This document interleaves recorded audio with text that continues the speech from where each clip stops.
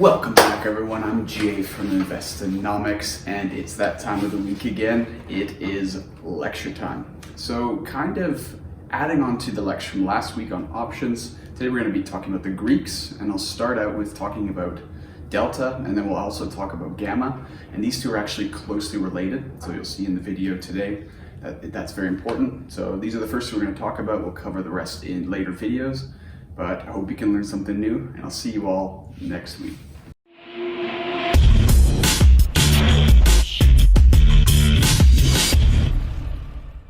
Welcome back, all you scholars out there.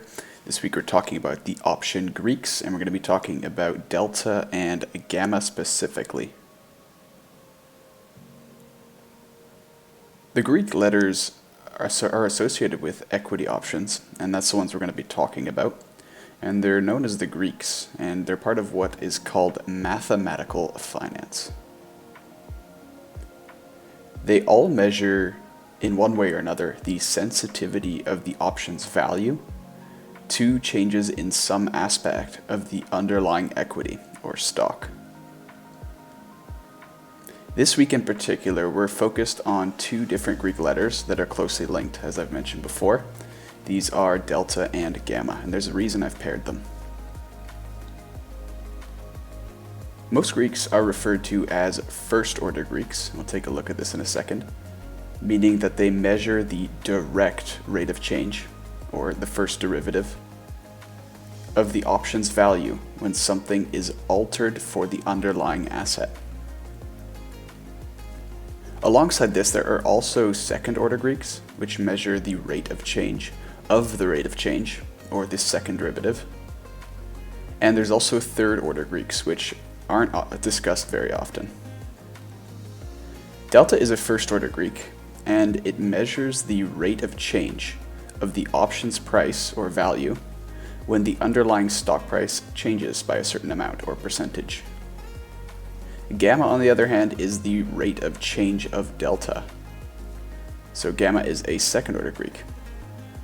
So let's start by discussing delta.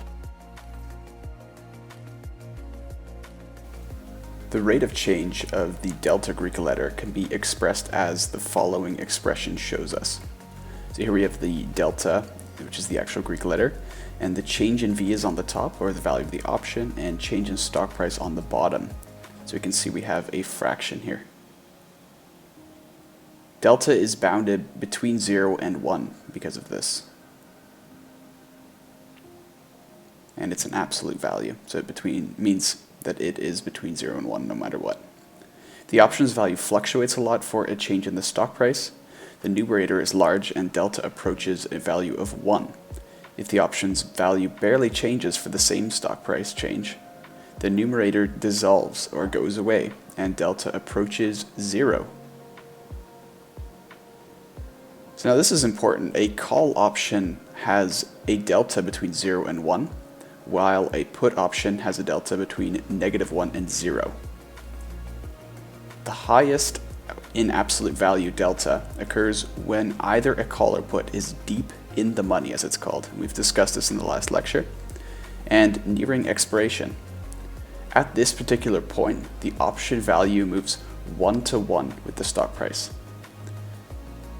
The lowest absolute value delta occurs when either a call or put is deep out of the money, or OTM, and also nearing expiration.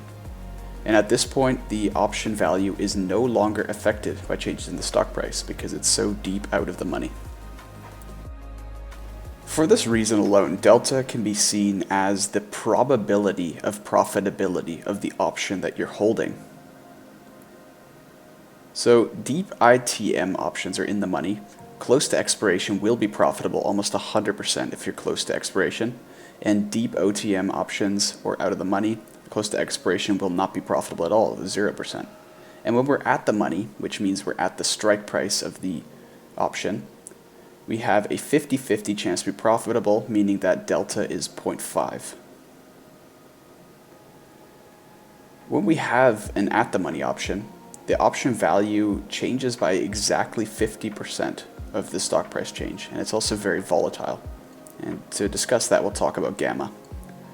So gamma is a second order Greek, which we've spoken about, which measures the change in value of an option relative to the change in delta. So it's the second order, as we've discussed.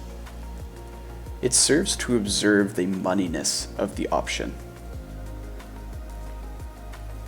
It can be seen to be largest at the money and smallest when the option is deep out or in the money.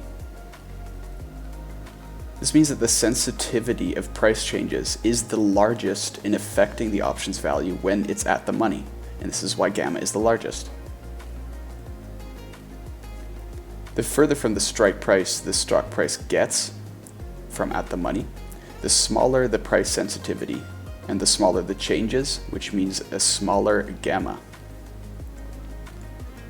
And importantly here, gamma is positive for any long option, call or put, and is negative for any short or written option contract, call or put. And it's used less frequently than delta in explaining options. So now we'll take a look at hedging. So hedging is very important, and you may have heard in an article about a hedge fund or something that actively delta or gamma hedging is very common. Essentially what it means is that they are trying to hedge their risk of a contract's delta or gamma exposure by offsetting it with different stock or option positions. So as an example, delta hedging utilizes a long option, a call or put, and holding the underlying stock in order to offset the delta to equal 0. So this can be done as follows. So consider if you had a call option, a long call option, which has a delta of 0.3. This can be offset by short selling 30 shares of the underlying stock, which will leave you with a delta of 0.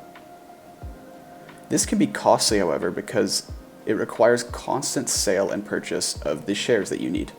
The general idea is that the change in stock price won't affect the option's value when this is done. Many investors in hedge funds also gamma hedge, and they do this alongside delta hedging. This involves buying and selling calls and puts, so that you're buying or selling options, contracts, against the existing position to neutralize that gamma. This works because long and short option positions have opposing signs, as we've discussed. Once a portfolio is gamma neutral or fully hedged, we have a smoothed movement in option value if the underlying stock were to tank or spike, and this is really important in volatile markets. And it's also very important close to expiration because this is very volatile when that happens. So both delta and gamma can be hedged by holding or writing additional option positions. Delta has opposite signs for calls and puts, so the call delta offsets a put delta for similar contracts, so that's why you'll see some people holding calls and puts when they're doing this. And some combinations that we'll discuss do this as well. And gamma has opposite signs for long and short options, as we've discussed. So this can also offset the delta and gamma. Overall, the two Greeks operate in conjunction and offer important insights into the price sensitivity of an option and its moneyness or probability of profitability. And I'll see you all next time.